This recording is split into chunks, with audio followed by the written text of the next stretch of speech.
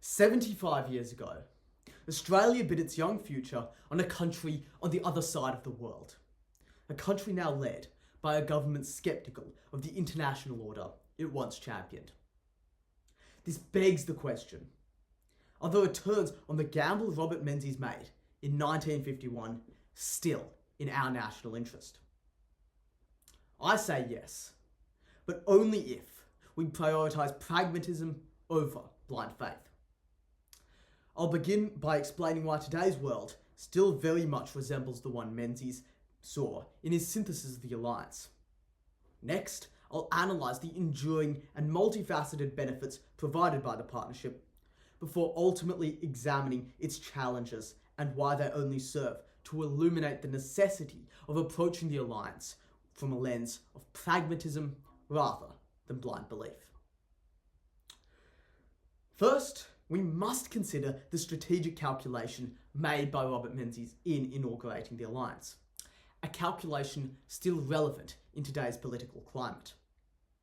In 1951, the Alliance was a derivative of Menzies' recognition that the United Kingdom's long-standing military support of Australia was insufficient to meet the growing threat of communism in the Asia Pacific, and that the US alone stood as the superpower capable of resisting the threat.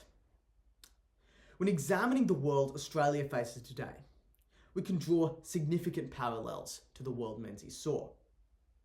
Just how the threat of communism was beginning to manifest regionally with the Soviet proxy North Korea, China's rapid military expansion necessitates Australia to avoid underestimating the importance of maintaining military strength. And just as in Menzies' day, when America stood alone as the single superpower in the Asia Pacific, committed to egalitarianism and democratic ideals, the United States stands alone today.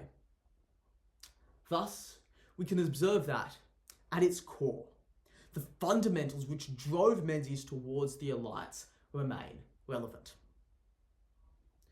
One must also consider the significant benefit we enjoy because of our partnership, which stands as the cornerstone of our security, technology, and economic interest. America is our second largest two-way trading partner, receiving over $48 billion worth in Australian exports, and also constitutes the largest source of foreign investment into Australia, with $1.36 trillion invested into the nation as of 2025. This alliance affords Australia with access to US intelligence, highly advanced military technology, military exercise opportunities, and significant access to American defence strategists, all of which has been rightly labelled by analyst Stephen Fallon as arguably disproportionate for a country with Australia's limited strategic weight. In evaluating the benefits of the ANZUS alliance, we must look back to Menzies' teachings on foreign policy, that it fundamentally should be calculated to increase our security, which help illustrate the very benefits that drove Menzies to pursue the alliance in 1951, which remain in 2026. However, recent tests to the alliance do prompt the question of whether it remains truly in our national interest. The Trump administration has placed greater expectation on alliances around the world, last year attempting to elicit Australian pre-commitments for a potential war in Taiwan. Combined with increasingly isolationist policy, such as blanket 10% tariffs upon Australia, one would certainly be right in questioning the dangers of reliance. However, it is prudent to view these developments as a cyclical phase of American foreign policy rather than a more embedded structural aspect. Polling suggests that the overwhelming majority of Americans remain alliance supporters, with a Chicago Council survey finding that 91% of Americans believe in the effectiveness of alliances as foreign policy instruments.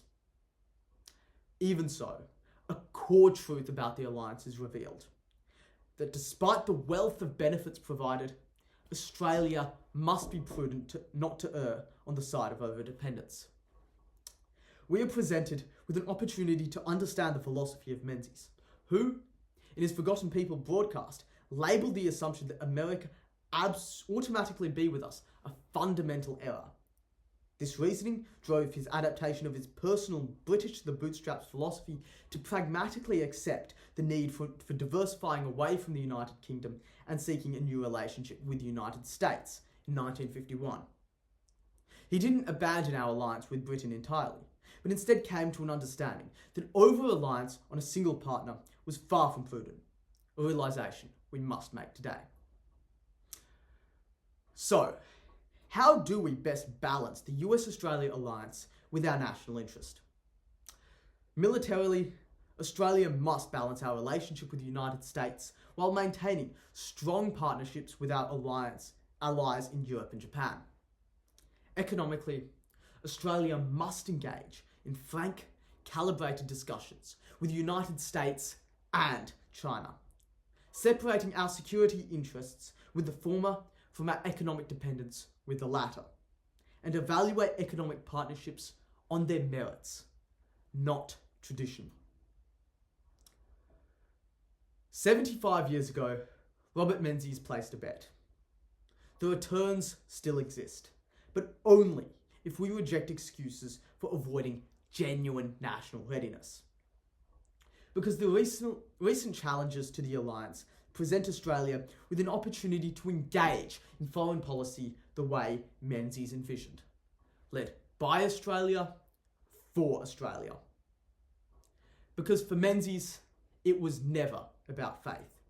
It was about pragmatism. And that is a tradition we must continue. Thank you.